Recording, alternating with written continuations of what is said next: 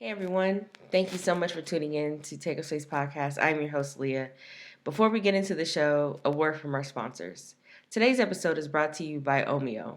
Omeo is a travel booking platform that makes planning a journey in Europe and North America effortless.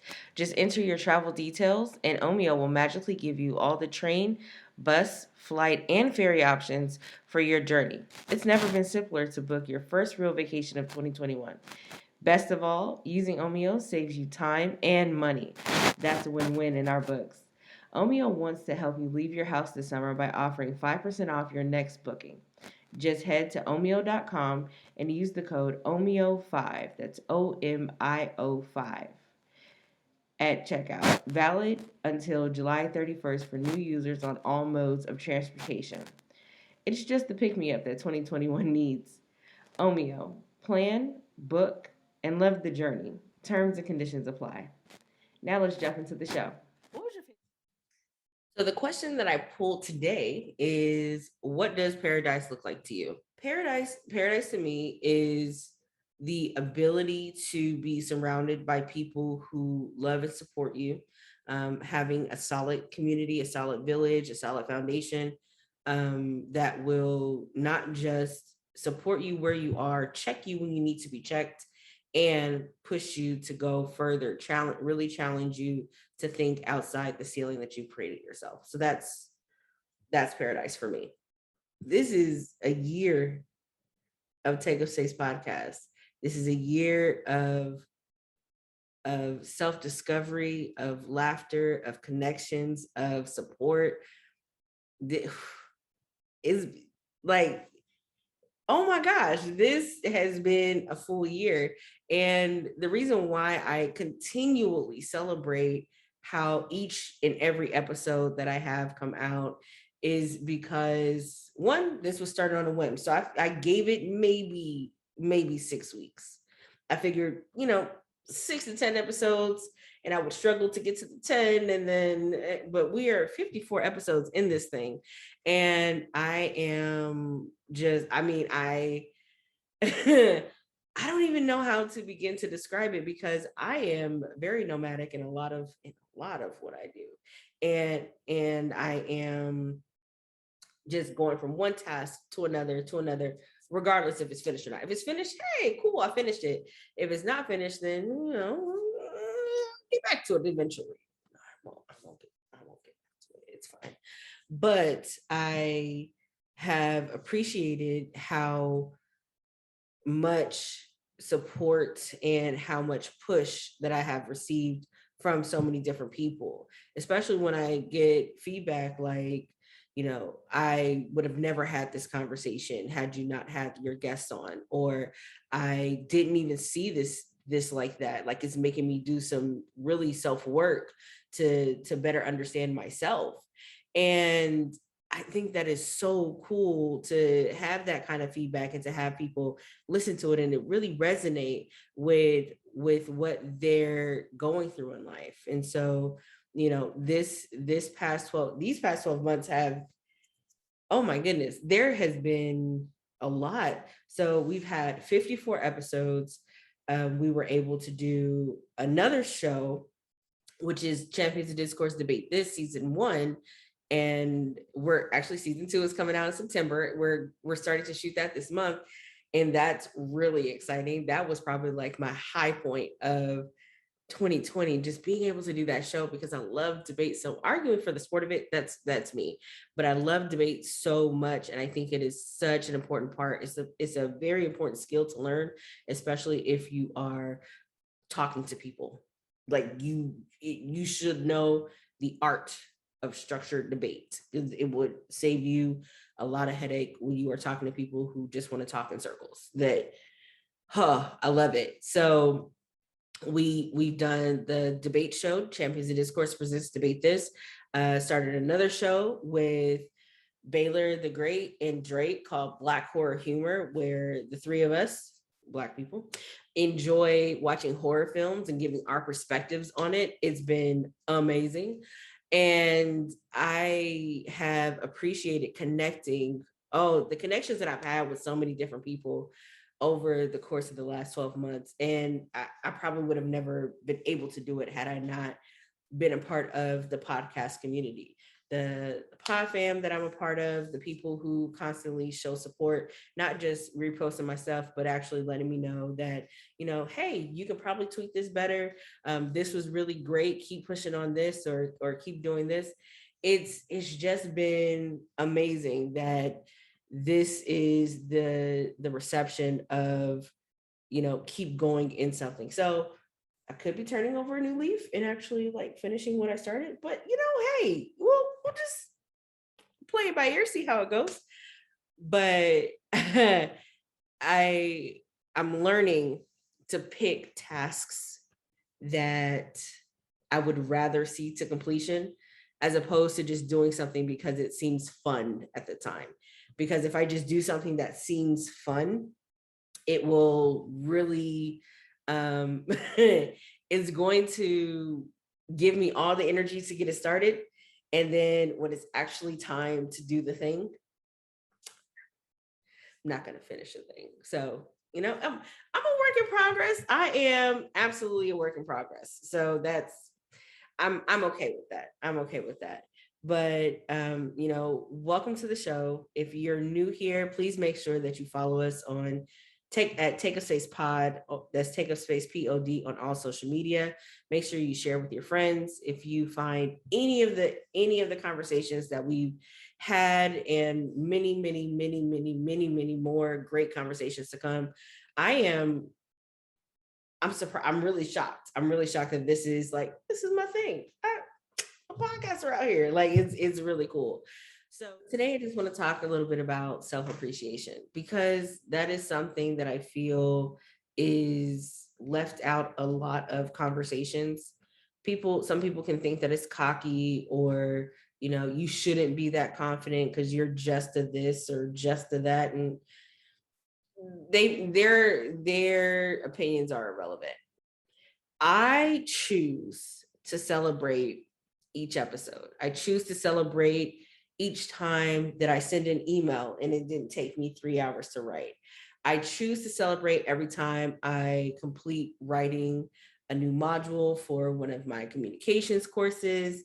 I choose to celebrate each time I have updated something or did a website, or even fix the handle in the shower. That's something I get to celebrate about myself. I can appreciate that there were times where I waited. I was like, well, I want to start a business, but I'm going to wait until I am married and have kids. And once they grow up, then I can go ahead and start my business. Or I'll wait until I get to this state and then I can start doing this. Or I wait until my bank account looks like this. Like there was always a waiting period to start doing things that I wanted to do, whether that be in business, whether that be dating, whether that be reconciliation, or connecting with different people, or moving forward with my ideas, or even doing research to see if my ideas are possible, or if somebody else thought of it and just like I could have added on. Like there are so many different things that I was just like, man, I want to do this thing because this idea seems great, but I'm going to wait until I'm this. And I've talked to so many people who felt the same way. Oh, I want to get a website, but I'm going to wait until I have, at least, a couple dozen customers until they ask for it. I'm going to, I was going to start, a social media page for the business I want to do. I was going to start this business profile. I was going to start dating. I was going to start looking at buying a home, or even upgrading my car, or start working out, or start eating right, or work on a hobby of mine. Whatever it is, we always think that tomorrow, but what I have known, or what I have now recognized in self-appreciation, is I don't have to wait for anyone. But then also, or I don't have to wait for anyone. I don't have to wait for a certain time or place. There are some times where waiting is okay, but it does more detriment to wait and miss than to just do it and then know that, okay, now is not a good time. Like, let me get started and then realize, okay, I may not be in a good space to go ahead and do this right now. So there are a couple different ways that I appreciate myself.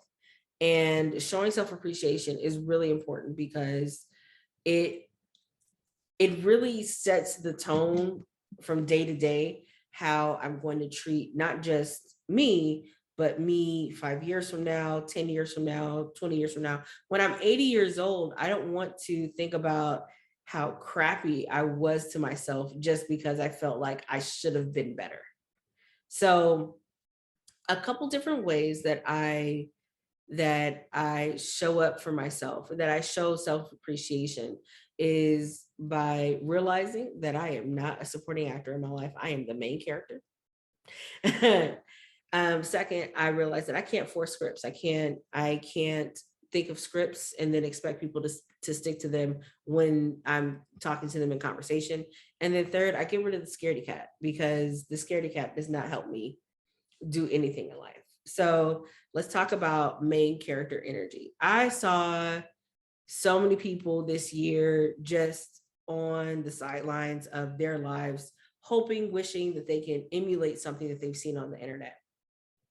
So many people take a backseat to what they think, what they know, in the hopes of waiting for someone to come and be the knight in shining armor and all that kind of stuff. And I was one of those people, not in this last year. Like this last year, I've grown out of that. But or last year I've grown out of that. But I realized that there's so many people who really get stuck in that.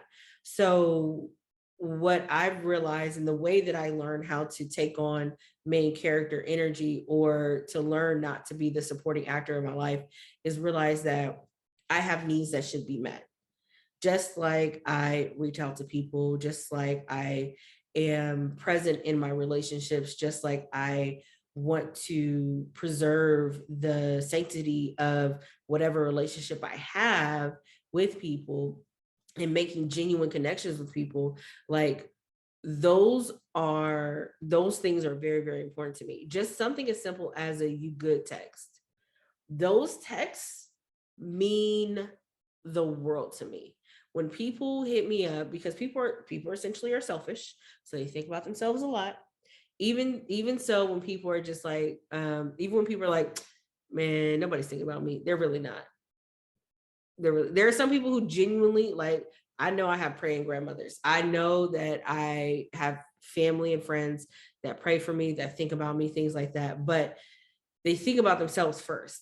And I'm not saying that, there is a sense of selfishness in every human being, but learning to be selfless is something that we take on.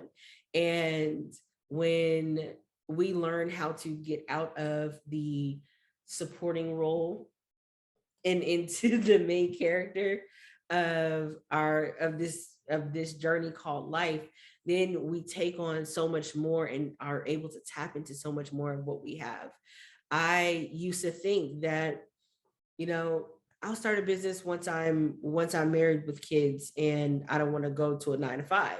Or, I'll move at such and such a time, or I'll start dating at such and such a time, or I'll wait until I'm such and such a thing.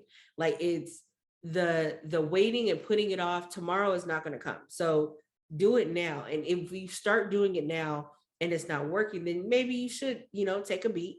But it's better to start doing something now and having to wait than to wait to do something and it never get done. That's my take on it. That's what I believe. And I wholeheartedly believe that because that's what I've lived. Like, that's that's what it's been. But since nobody is coming to save me, nobody is coming to be that thing or that person or whatever. Nobody's coming. So, I'll do what I can by myself, do what I can with the community I have. I'm not waiting for someone to find me or a group to rescue me, because my life isn't bad. Like, I don't know what I need to be rescued from. But there was a thought that I could only level up if I align with certain people, which isn't always the case. Sometimes you have to go ahead and level up by yourself. So that's how I keep main character energy. Um, the second thing that I've learned is about forcing scripts. We've all done it. I'm going to go talk to this person. And when I talk to this person, I'm going to bring up this topic and they're not going to want to talk about it. So I'm going to have to convince them, and then I'm going to have to make them see my point of view. And then when they say this, I'm going to say this, and they're going to say this, and I'm going to say this. They didn't get the script. They're not going to stick to it. Since they're not going to stick, like, it's better to understand what you want the outcome to be. So if you want the outcome to be understanding, resolution, a new rule set or whatever, start with that. Hey, so I feel like we need to lay some ground rules. I feel like we need to put out some boundaries. I see that you're doing X and it makes me feel Y. um, I really want to move in a different direction, or this thing that is not working for me. It's important to be focused on the outcome as opposed to focus on what you should be prepared to say. Because when you focus too much on the words you think you want to say, the words will get jumbled, especially if you're not especially if you're not like this decorated speaker who can just speak off the cuff about anything. The words are going to get jumbled. You're going to think you're supposed to say something, but then they're going to say something out of left field and you're just like, but I thought we were talking about, but I don't think. Stick with the outcome. What is it that you would like to talk about, and what outcome are you looking for? Start with that, end with that. And then that way there is a starting and ending point as close together as possible. Now, there are some people who just like to talk in circles, and that's fine. That's okay. That's them. I personally don't really particularly like that. So it's easier for me to just end the conversation, just let you know, hey, you're not ready to talk about it right now, that's fine. But learning how to have those difficult conversations by just saying, hey, this thing is becoming a problem. How can we fix it? I'm just looking for resolutions because I either thought of a couple, or I really would like your input. And most difficult conversations are just going to be difficult just by nature of the conversations that you have to have. But when you take the pressure and stress off of yourself of creating a script that no one else is going to read, like, no, you think of a script in your mind of, they're going to say this, I'm going to say that, they're going to say this, I'm going to say that, they're going to say this, I'm going to say that. But, and you could know that or think that, but then when they say something that's completely different, now you're thrown off and you're like, but I had a script. How do, but what, but I'm supposed to, no, just, you had a script, toss it out. Don't even look at it. It's unnecessary. It's honestly, why? Don't do that. Listen, this week, practice looking for outcomes. State your claim, make your case, state an outcome, move on. Because this whole script thing, it doesn't work. And we keep trying it like it does too. I don't know. I don't know. I don't know why. I don't know why we keep doing it. Just, we need to stop. We really need to stop. But the last way, the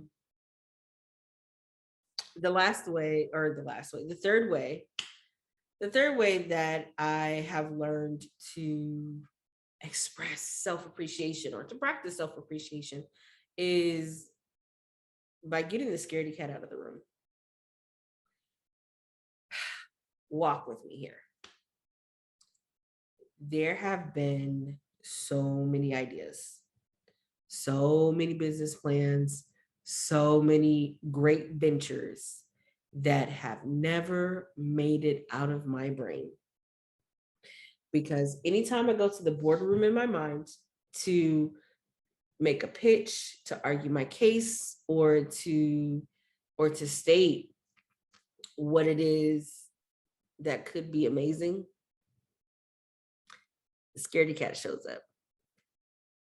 It tears all the research off the wall, the papers are scattered everywhere, everything is in shreds, and the board members are all freaked out, so they leave the room.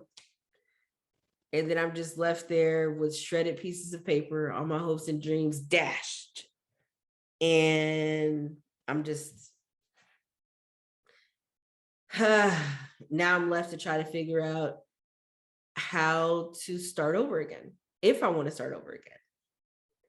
So in this last year, I have learned how to really not give the scaredy cat the opportunity to even come in.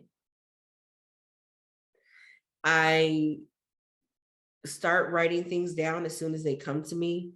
I make sure that I discuss them so that even if it sounds like really far-fetched, I typically have people in my circle that I can talk to about some of the ideas in its infancy, to just hear what their to hear what they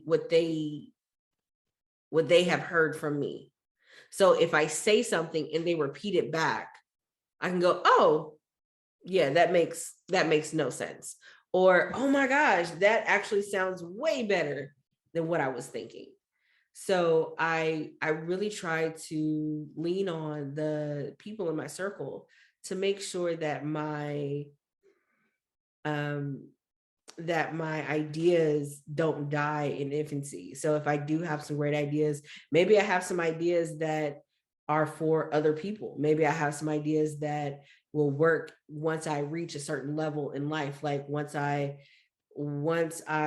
do X, or once I say this, or whatever the case may be, once I connect with someone, maybe the ideas will start to flourish. Maybe, I don't know, maybe I'll just start it on my own. So what I'll do is I'll start writing it. Once I start writing the ideas down and I can start making a plan, if I had the money, or if I had the connections, or if I had the resources to make this idea work, what are some of the possibilities that it could be right now? And at that point, I get to have my imagination be as big and as wonderful, as grand, as colorful as it can be. And it is great. And so I've really started, coming up with story ideas, business ideas that I'm writing down. And whether or not they turn into anything, it is the practice of getting the scaredy cat out of the room. It's the practice of not being afraid of my own ideas. It's the practice of realizing that I am more creative than I give myself credit for, that I am more successful than I absolutely give myself credit for, and that I'm more capable than I think. So it's every step, just making sure that the scaredy cat doesn't think that, oh, as long as I show up, she'll never do anything. But I get to just be present in the moment, like, oh my gosh, this is a great idea. What if this was a movie? What if this was cool? What if this was not? And not all my ideas are amazing. They're not all $1 million ideas, but the ones that fail horribly, and they're funny. They're pretty good. But I think that it's really cool to understand it's really cool to not have to be bogged down with worrying about, failure, and worrying about if this doesn't work, because it's more than likely not going to work. But when it does, it's amazing. Doing this podcast, that was one of the that was one of the spaces where I was just like, 6 to 10 episodes. I'll give it 6 to 10 episodes. We're 54 episodes in. We're celebrating this year. I have connected with so many people. I have appreciated so much of what this podcast in and of itself has given me. And it's more of a sense of accomplishment than anything else. So I don't have to be afraid of failure or the way people will look at me or my lack of resources or things looking funky or whatever. I can and will do creative things. It's okay. Like, I can be creative. That's the right that I give myself. That's the good thing that I give myself. And being creative has helped me to stay level, stay sane, stay grounded, because I get to see all the things that I've denied myself of, that I denied, all the things that I have denied myself in these past, my adulthood, whatever. I don't have to worry about, oh, this is not going to work, or this is going to be as bad as this or whatever. Like, I can just do it because I want to do it. I don't have to worry about the success rate. I'm not, posting on TikTok every day or Instagram every day or Twitter every day hoping to go viral. I post for consistency. I post because I think that what I do is cool. And I think that some of the people who follow me think it's cool, or they at least like it. And if I can do that, I think I've done pretty good for myself.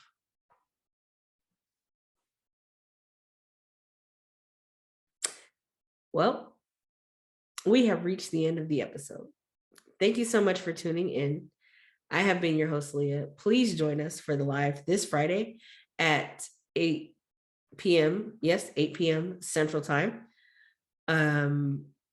We are moving the day to Fridays, and I just appreciate y'all.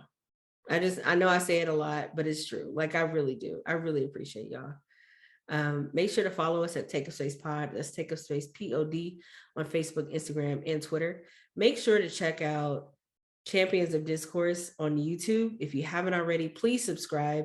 And while you're on the channel, make sure you check out Champions of Discourse Debate This. We had some really cool topics that we debated last year. We talked about Beyonce. We talked about whether Candace Owens and Kanye West were good. We talked about the importance of a village. We talked about whether or not married couples should share phone passwords. We also, had really good conversations about what ethnic studies looks like or could look like in high school. We just talked about a lot. We have about 11 rounds up. So, really quick, just check out those episodes. Let me know what you think in the comments. I really do read those comments because I appreciate y'all's feedback. Like, I really appreciate your feedback.